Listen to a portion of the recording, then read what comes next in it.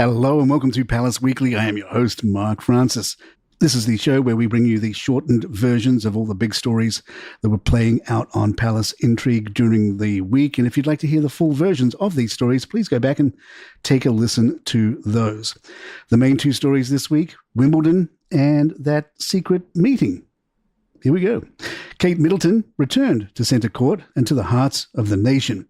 The Princess of Wales made a stunning comeback at Wimbledon last weekend, attending not one but both finals of the tournament in what became a deeply emotional, closely watched royal appearance. It was her first time at the championships since revealing her cancer diagnosis in 2024, and judging by the crowd's reaction, she was sorely missed. On Saturday, Kate arrived at the All England Club for the women's singles finals between Amanda Anisimova and Iga Swiatek. The moment she descended the steps into the royal box, the entire stadium rose to its feet.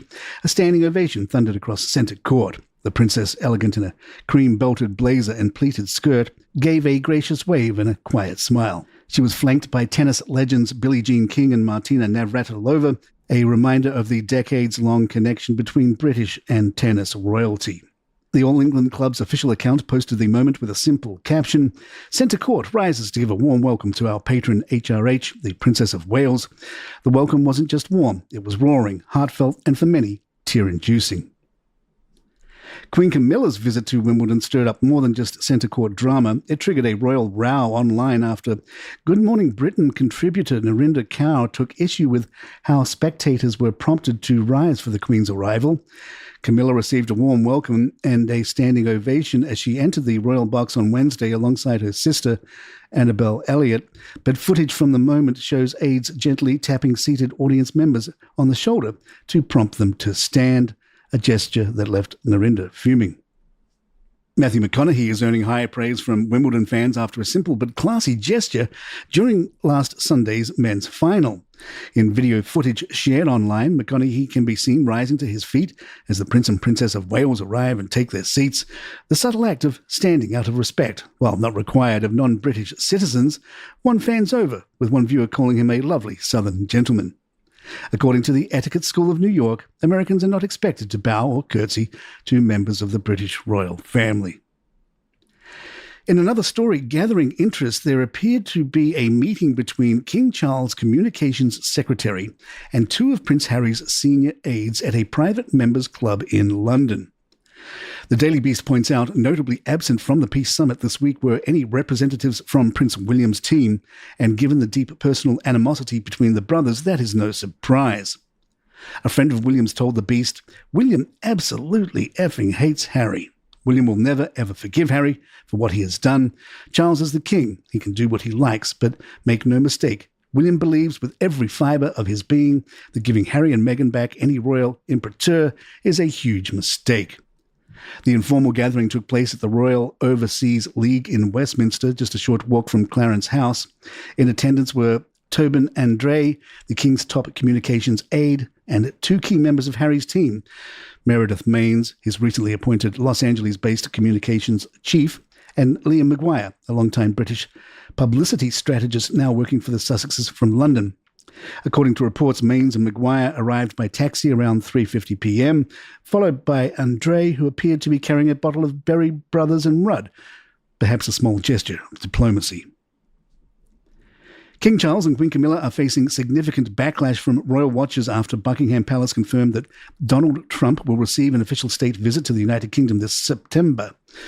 The announcement, made on royal social media channels and accompanied by a formal photograph of the King, Queen, President Trump and First Lady Melania Trump, stated, "His Majesty, the King, will host the President of the United States of America, Donald J. Trump, accompanied by the First Lady Melania Trump, for a state visit to the United Kingdom from 17th September to 19th September 2025. This visit, which comes at the request of the UK government, follows a February meeting between Prime Minister Keir Starmer and President Trump at the White House, where Starmer personally delivered a letter of invitation from the King. The letter offered what was described as an unprecedented second state visit, a move aimed at strengthening US-UK relations amid global instability and rising economic pressures. Meghan Markle, who once proudly declared, "I am proud to be a woman and a feminist," has undergone what royal commentators are calling a striking reinvention, from global advocate to domestic influencer. In the Channel 5 documentary Meghan, Duchess for Sale, experts suggested the Duchess of Sussex has shifted from the woman who challenged sexist advertising as a child to one now marketing jam, flour sprinkles, and lifestyle advice through her brand as ever and her Netflix series With Love, Meghan. Newsweek's royal correspondent Jack Royston commented, that was her big rebrand. All of a sudden, she went from being the feminist who got angry that women were depicted as only being in the kitchen, and then she reinvented herself as the traditional at-home, in the kitchen, cooking and hosting kind of image. NetflixJunkie.com writes about Meghan's weekend Insta.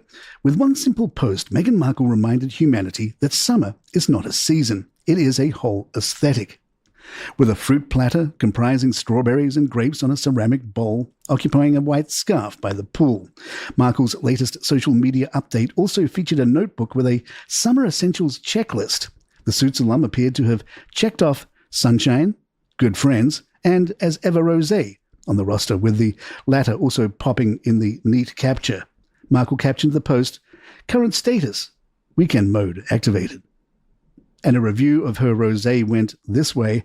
When a package with 3 bottles of As Ever rosé showed up on my doorstep, I enlisted my husband to taste test the bespoke blend with me. After playing pretend sommeliers in our kitchen, looking at each other as we simultaneously took our first sips to gauge the other's reactions, I've gathered my honest thoughts of the rosé, which the company said is the first of many in its forthcoming wine offerings. The bottle describes the pour as a delicately balanced rosé with soft notes of stone fruit, gentle minerality and lasting finish. Beyond the marketing speak, in layman's terms, the rosé is good. My experience with it, it is smooth, almost dangerously smooth, as we finished the whole bottle in one night without even trying. It goes down easy and is dry and light. To hear my husband describe it, his 3 adjectives were lively, refreshing and pleasant. Mine, flavorful, sweet and enjoyable. More Palace in just a moment. Victoria Ward in The Telegraph thinks the FBI dropping Epstein's case is bad news for Prince Andrew. Ward writes, there should be no popping of champagne corks at Royal Lodge, the Duke Windsor's home. Rarely has there been such a Pyrrhic victory, for while the decision not to pursue those connected to Epstein may well be a weight off the Duke's shoulders, it changes nothing. Sophie, the Duchess of Edinburgh, delivered a deeply moving message from King Charles during a visit to Bosnia, marking the 30th anniversary of the Srebrenica genocide. Sophie, on her first official visit to the country, travelled to the town of Srebrenica, where more than 8,000 Muslim men and boys were murdered in July 1995. She began by introducing herself simply as Sophie and thanked the families of the victims for their invitation. At the Srebrenica Memorial Centre, a former battery factory where many had sought refuge, she paused to view the personal items of those killed, including shoes and jackets on display in a UK-backed exhibit. She then wrote in a condolence book, our duty must be to remember all those lost so tragically and to never let these things happen again. It is only by working together that we find peace. She signed it simply, Sophie. King Charles may soon be tooting his own horn literally after receiving a French cavalry trumpet as a gift from President Emmanuel Macron during the recent state visit, but Queen Camilla might be less than enthusiastic about the royal fanfare echoing through their garden.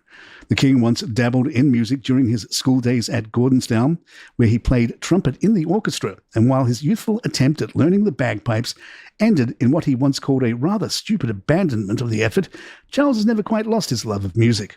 The Daily Mail's Ephraim Hardcastle column couldn't resist a cheeky aside, suggesting that should the monarch rekindle his trumpet career, Camilla might take a leaf from the royal playbook and send him to practice at the bottom of the garden, the same fate that once befell him during a brief flirtation with the bagpipes.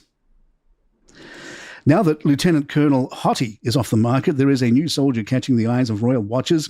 They were supposed to be looking at the king, but instead their eyes locked on someone else entirely. During a recent visit to the Royal Regiment of Artillery in Larkhill, King Charles shared a moment of camaraderie with military personnel while donning ear defenders and trying his hand at firing an artillery gun. But it wasn't the cannon fire that set the internet alight. It was Sergeant Neil Mitchell, the Green Beret-wearing detachment commander who appeared in one of the royal family's Instagram photos and promptly broke the comment section. Are we not going to talk about the Green Beret guy in the first picture? Good heavens, he's handsome, gushed one user. Another admitted, I do love the king, honestly, but my eyes went straight to the really muscly guy with a green beret and killer smile. A third summed it up succinctly. The photographer understood the assignment. And there you have it. If you'd like to email us, our address is thepalaceintrigue@gmail.com. Please follow us on Apple, Spotify, or the app of your choice. And don't forget, our new show, Crown and Controversy, is out with new episodes every Sunday. It takes off where the Crown left off, and you can get that wherever you get your podcasts, like this one, Crown and Controversy. Check it out. I'm Mark Francis. My thanks to John McDermott. This is Palace Intrigue, and good times.